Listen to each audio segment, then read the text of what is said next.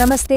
चलिए आज एक कहानी सुनते हैं। एक ऐसी कहानी जो दिखाती है कि अनुशासन यानी डिसिप्लिन में कितनी ताकत होती है और ये कैसे किसी की भी जिंदगी को पूरी तरह से बदल सकती है। ये कहानी है सोनपुर गांव के एक नौजवान मोहन की। कहानी की शुरुआत होती है गांव के बहुत ही ज्ञानी बुजुर्ग आचार्य हरिदास के इस एक विचार से। और ये जो लाइन है ना, ये इस पूरी कहानी का आप कह सकते हैं दिल है। तो कहानी का हीरो है मोहन, सोनपुर गांव का एक नौजवान। अब मोहन में ना सब कुछ अच्छा था, दिल का साफ, सबकी इज्जत करने वाला, लेकिन एक बहुत बड़ी कमी थी।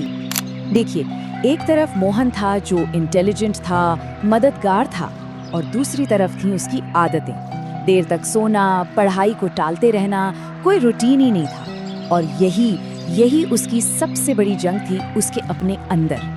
और मजे की बात ये थी कि मोहन को लगता था कि यही तो असली आज़ादी है, अपनी मर्जी से जीना, किसी टाइम टेबल के हिसाब से नहीं। उसके लिए डिसिप्लिन का मतलब था बंधन। उसे ये अंदाजा ही नहीं था कि उसकी यही सोच उसे असल में बांध रही थी। तो एक दिन क्या हुआ, मोहन की जिंदगी में एक टर्निंग पॉइंट आया। उसने गांव के गुरु आचार्य हरिदास को बच्चों को कुछ सिखाते हुए सुना। और गुरुजी क्या कह रहे थे कि अनुशासन ही सबसे बड़ा बल है। बस ये बात मोहन के दिमाग में अटक गई। उसके मन में ना एक सवाल उठ खड़ा हुआ, क्या सच में, क्या डिसिप्लिन मतलब अनुशासन, ताकत, पैसे या फिर इंटेलिजेंस से भी ज्यादा पावरफुल हो सकता है? बस इसी सवाल को लेकर वो पहुंच गया गुरुजी के पास। गुरुजी बस मुस्कुराए। उन्होंने सीधा सीधा जवाब नहीं दिया, बल्कि उन्होंने मोहन के सामने एक छोटी सी शर्त रख दी। एक ऐसी शर्त जो सुनने में तो बहुत आसान थी, पर मोहन के लिए एक बहुत बड़ी परीक्षा बनने वाली थी। तो अगली सुबह, वो सिर्फ एक और सुबह नहीं थी, वो थी मोहन की पहली बड़ी लड़ाई। और ये लड़ाई किसी और से नहीं, बल्कि अपने सबसे बड़े दुश्मन, अपने ही आलस से थी। उसके दिमाग में ना दो आवाजें लड़ रही थी। एक तरफ से आवाज आती, अरे सो जा, एक दिन से क्या फर्क पड़ेगा। तो दूसरी तरफ से आवाज आती, नहीं, गुरुजी को निराश नहीं कर सकते, जवाब जानना है तो उठना पड़ेगा। बहुत कश्मकश के बाद आखिरकार वो उठ खड़ा हुआ। जब मोहन गुरुजी के पास पहुंचा तो उन्होंने मुस्कुराकर यही कहा, देखिए, गुरुजी ने सुबह उठने को कोई मामूली बात नहीं कहा, उन्होंने इसे एक बहुत बड़ी जीत बताया।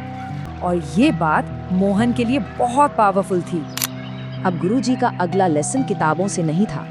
वो मोहन को गांव के पास के खेतों में ले गए कुछ दिखाने के लिए। वहाँ किसान सुबह सुबह अपने काम में लगे हुए थे। गुरुजी ने उनकी तरफ इशारा करके कहा, मोहन, इन्हें देखो, ये हर रोज बिना चूके समय पर यहाँ होते हैं, चाहे गर्मी हो चाहे सर्दी। इनका अनुशासन ही इनकी फसल की, इनकी सफलता की गारंटी है। मोहन ने देखा कि पसीने से तरबतर होने के बावजूद भी उन किसानों के चेहरों पर एक अजीब सा सुकून था। बस उस दिन के बाद से मोहन ने अपनी जिंदगी बदलनी शुरू कर दी। उसने अपनी एक नई दिनचर्या बनाई, जैसा कि हम यहाँ देख सकते हैं, मतलब अपनी जिंदगी को एक नई दिशा दी। लेकिन हाँ, ये सब इतना आसान नहीं था। शुरुआत में बहुत मुश्किलें आई। कभी कभी नींद उसे वापस बिस्तर में खींच लेती, तो कभी दोस्त मजाक उड़ाते थे, क्यों मोहन, बड़े बुजुर्गों वाली आदतें अपना ली। पर उसे गुरुजी की बातें याद रहती थी। धीरे धीरे वक्त गुजरता गया और मोहन ने खुद पर काबू पाना सीख लिया। अब उसे समझ आ गया था कि डिसिप्लिन कोई एक दिन की चीज नहीं है, ये तो एक आदत है जिसे हर रोज साधना पड़ता है। गुरुजी ने इसे एक बहुत ही कमाल के उदाहरण से समझाया। उन्होंने कहा, सोचो, नदी की एक धार, अगर वो हर रोज एक ही पत्थर से टकराए तो एक दिन उस पत्थर में भी छेद कर देती है। बिल्कुल वैसे ही अनुशासन के छोटे छोटे काम जब रोज किए जाते हैं तो बड़े से बड़ा लक्ष्य भी हासिल हो जाता है।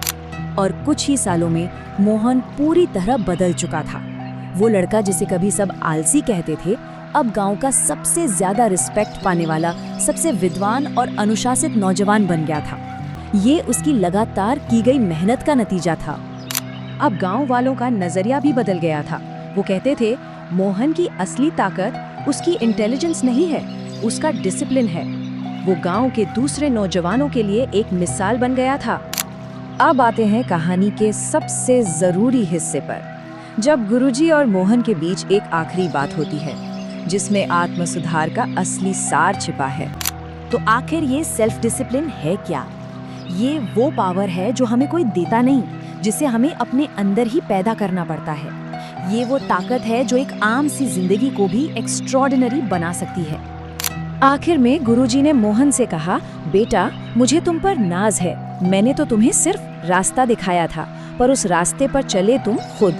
और यही इस कहानी का सबसे बड़ा सबक है कि असली बदलाव हमेशा अंदर से ही आता है।